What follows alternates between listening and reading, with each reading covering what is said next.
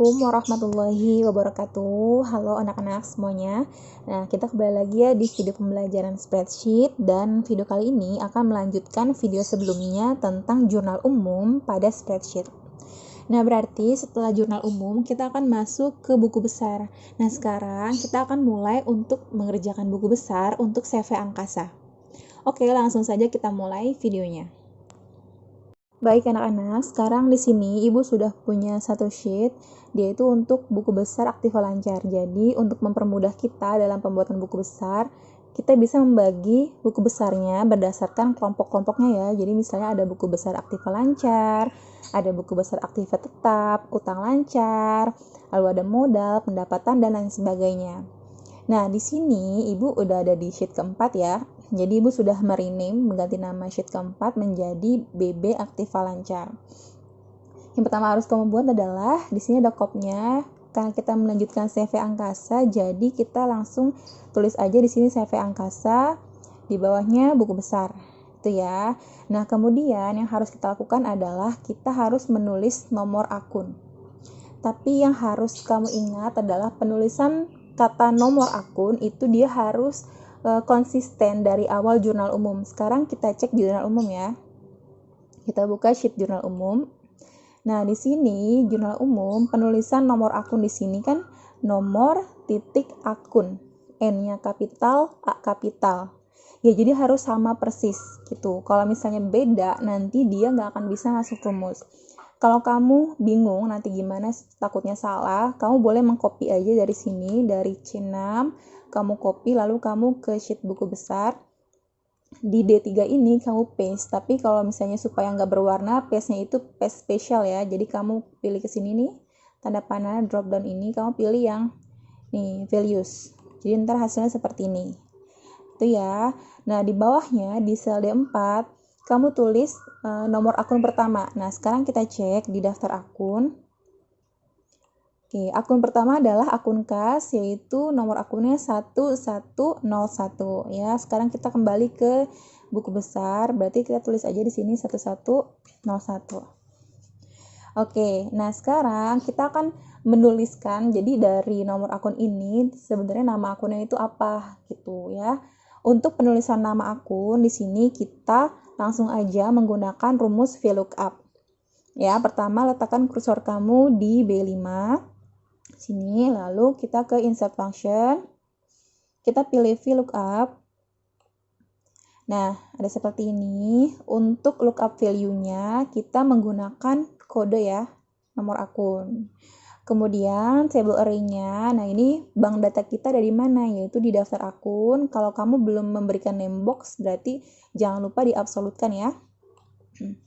Di sini dari B6 sampai bawah, sampai sini,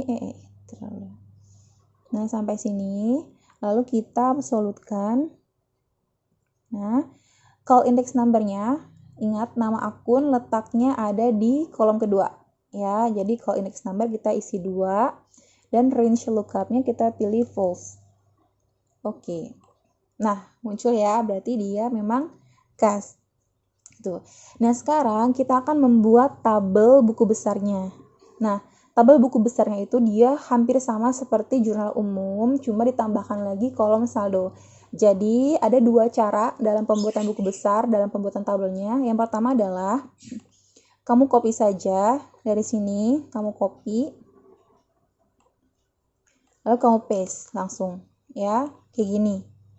Lalu, untuk menambahkan kolom saldo, kamu tinggal copy aja dari sini, copy E6-nya, lalu ke F6, kamu paste, kamu ganti aja jadi kata saldo. Gini ya. Nah, lalu untuk mengerjakan isiannya, untuk memposting dari jurnal umum ke buku besar, di sini kita akan menggunakan data ya. Jadi pertama letakkan kursor kamu di B7, lalu kita ke data, toolbarnya, tab ribbon data, lalu kita ke advance. Gini, oke. Nah, kalau sudah seperti ini, muncul advanced filter di sini, kita pilihnya actionnya itu yang kedua, yaitu copy to another location. Jadi jangan pilih yang pertama ya, kamu harus pilih yang copy, lalu ke list range. Nah, ini dihapus aja dulu. list range-nya itu adalah dari jurnal umum, karena kita mau memposting dari jurnal umum ke buku besar, berarti kita untuk list range-nya kita pindah ke sheet jurnal umum, kita pilih sheet jurnal umum. Nah, sekarang kita akan blok dari A6 ini sampai bawah kecuali totalnya ya, jadi sampai ke E27. Nah, kalau sudah, kita ke kriteria range. Nah, kriterianya adalah dari nomor akun. Jadi kita pilih yang dari D3 sampai D4. Kita blok. Nah, copy to-nya. Copy to-nya ini kita memblok dari tanggal sampai ke kredit saja. Ya, jadi hanya sampai ke kolom E. Saldonya jangan kamu blok. Nah, kalau sudah kayak gini, kita klik OK. Nah, jadi seperti ini ya, langsung muncul ringkasan atau postingan dari jurnal umum ke buku besar. Nah, kemudian di sini saldonya supaya lebih rapi kita kasih border ya. Kita kasih border. Nah, sekarang kita akan mencari berapakah saldo awal untuk setiap akun. Nah, pertama kita tulis dulu aja saldo awal. Nah, di sini kita mau cari tahu berapa saldo awal akun kas. Nah, ini kita menggunakannya tetap ke VLOOKUP, kita ke insert function. Jadi letakkan kursornya di E5 dulu ya. Lalu ke insert function, kita ke VLOOKUP. Oke. Nah, ini lookup value-nya kita menggunakan nomor akun ya, tapi hanya D3-nya hanya D4 saja. Ini saja ya. Table array-nya karena ini adalah saldo awal, berarti kita akan menggunakan sheet neraca saldo awal. Kita pilih sheet neraca saldo awal ya di sini. Nah, terus kita akan blok dari B7 sampai E28. Kayak gini, lalu kita absolutkan. Nah, call index number. Nah, sekarang kita lihat ya. Kita di NS awal ini. Call index number-nya itu dia letaknya pada kolom berapa. Untuk kas, dia kan di debit ya, berarti ada di 1, 2, 3. Kita pilihnya kolom 3 ya. Jadi di sini nanti call index number-nya kita pilih 3.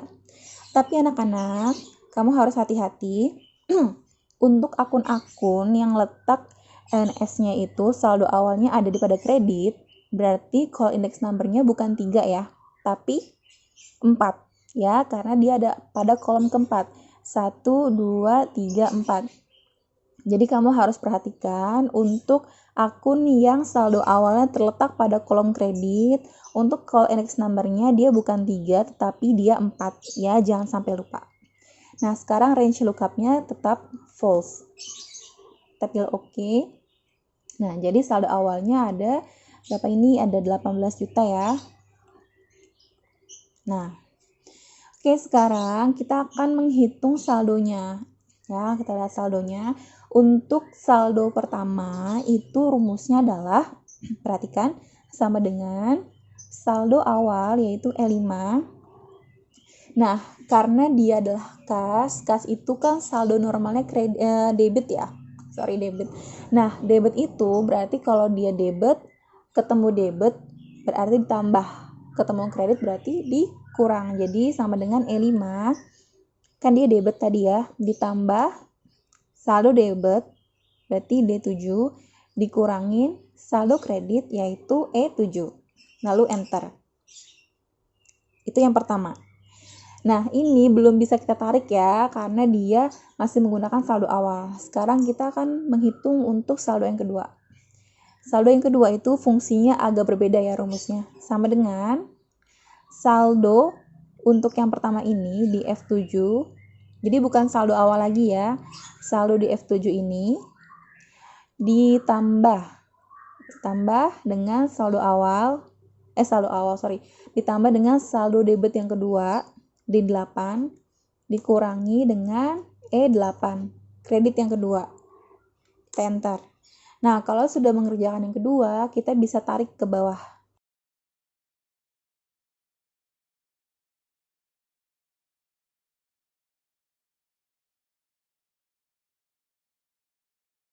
Nah, untuk buku besar lainnya, ini tinggal di copy saja ya. Nih, contoh. Di sini misalnya kita mau bikin selanjutnya kan piutang ya, kita copy di sini sampai sini atau sampai bawah juga nggak apa-apa. Jadi copy dari baris 3 sampai 6 kita letakkan di bawah, di mana aja, kita di sini kayak gini aja. Nah ini kan dia masih sama ya, masih kas. Caranya gimana? Kita lihat di daftar akun.